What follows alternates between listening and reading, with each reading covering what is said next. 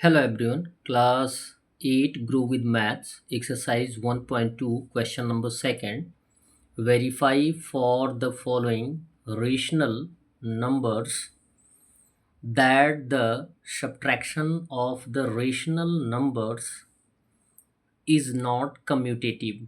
कहने का मीन्स है कि आप at first properties of addition का जो वीडियो दिया गया है वो देखें और उसके साथ साथ प्रॉपर्टीज़ ऑफ सब्ट्रैक्शन की भी वीडियो दी गई है, उसे आप अवश्य देखें जिसमें प्रॉपर्टीज़ दी गई हैं। प्रॉपर्टीज़ में ये बताया जाता है कि एडिशन के टर्म में आप किन्हीं दो नंबरों को या दो से ज़्यादा रेशनल नंबर्स को, होल नंबर्स को किसी भी क्रम में रखकर ऐड करेंगे तो आंसर सेम आएगा।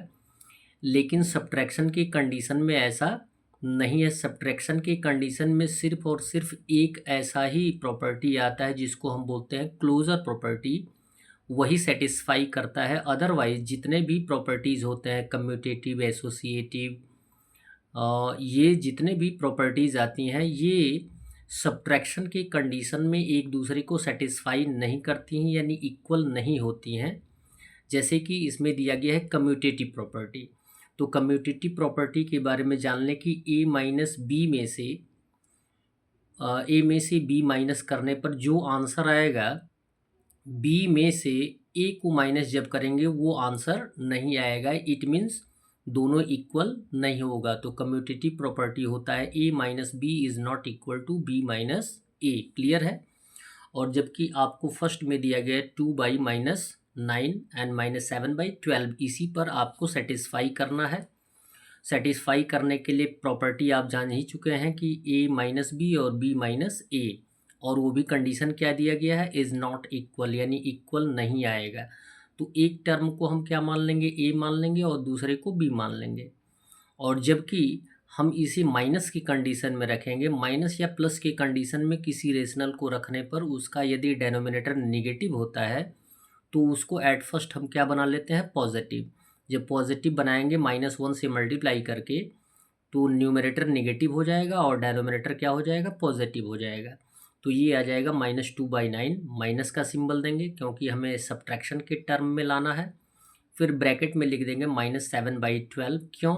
क्योंकि हमारे पास दो सिंबल एक साथ आ रहे हैं, इसलिए हमने सेपरेट करने के लिए ब्रैकेट का यूज़ किया है। इज़ नॉट इक्वल टू, जिसको कि हमें सेटिस्फाई नहीं करना है, बी माइनस ए, बी का वैल्यू है -7/12 माइनस, और उसके बाद ए का वैल्यू है -2/9, इसको भी हमने ब्रैकेट में लिख दिया। अब ब्रैकेट हटाएंगे तो -2/9 का -2/9 और माइनस माइनस क्या हो जाएगा, +7/12 इज़ नॉट इक्वल टू -7/12 और माइनस माइनस +2/9। 9 और 12 का एलसीएम 36 आएगा। 9 4 जा 36 और 4 2 जा 8, यानी -2 में मल्टीप्लाई कर रहे हैं तो 4 इंटू -2 हो जाएगा -8, प्लस 12 3 जा 36 और 7 3 जा 21 इज़ नॉट इक्वल। 12 और 9 का एलसीएम फाइंड आउट करेंगे, सेम कंडीशन आएगा, सिंबल केवल चेंज हो जाएगा। यहाँ पे -7 है तो यहाँ पे +7 आया है तो यहाँ पे आ जाएगा -21, और ये -8 है तो ये हो जाएगा +8। यहाँ पे 21 में से -8 हम कर सकते हैं तो आंसर क्या आएगा, पॉजिटिव, यानी 11/36 आ जाएगा। इज़ नॉट इक्वल, यहाँ पे जो ग्रेटर नंबर है वो निगेटिव है तो आंसर भी क्या आएगा, नेगेटिव आएगा। और पॉजिटिव नंबर जो है, इंटीजर जो है वो स्मॉलर है, तो जो कंडीशन बड़े वाले का होता है उसी कंडीशन पे हम आंसर भी लाते हैं। ये आपको बताया गया कि यदि दो इंटीजर आपके पास हों, एक नेगेटिव और एक पॉजिटिव, तो हम क्या करते हैं, बड़े वाले नंबर में से छोटे वाले नंबर को माइनस कर देते हैं। क्लियर है। 21 - 8 करेंगे तो 11 आएगा, ठीक है। लेकिन ग्रेटर नंबर यदि नेगेटिव होगा तो आंसर भी क्या होगा, नेगेटिव होगा। अब यहाँ पे दर्शाया गया है कि ये जो इक्वल नॉट इक्वल के लेफ़्ट साइड है वो LHS कहलाएगा और नॉट इक्वल के राइट साइड जो है वो RHS कहलाएगा। तो हम शो करेंगे here LHS is not equal to RHS। So verify हमने कर दिया कि कोई भी कम्यूटेटिव प्रॉपर्टी सब्ट्रैक्शन की वो सेटिस्फाई नहीं करती है। सेकंड दिया गया है -3/14 और 19/-2। क्लियर। अब यहाँ पे क्या है, सेम कंडीशन वही है, प्रॉपर्टी को हमें सेटिस्फाई करना है कम्यूटेटिव प्रॉपर्टी को। तो तो एक टर्म को ए मान लेंगे, दूसरे को बी मान लेंगे। क्लियर?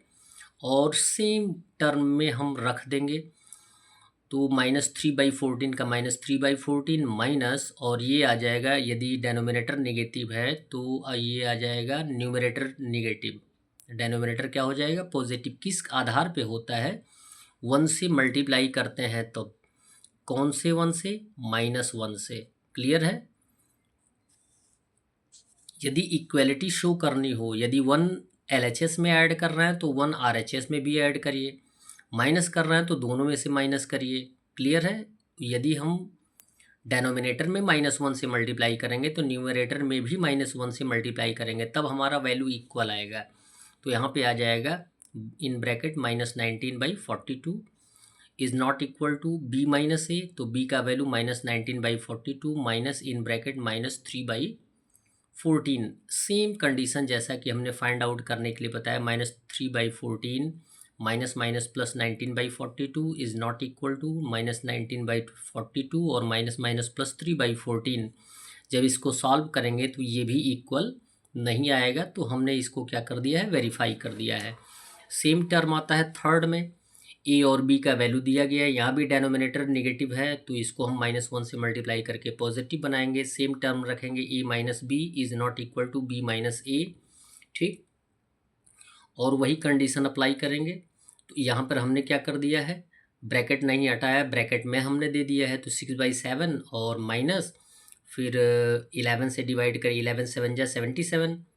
11 से हम LCM में डिवाइड करते हैं, जितना क्वेश्चन आता है उससे न्यूमरेटर में मल्टीप्लाई कर देते हैं।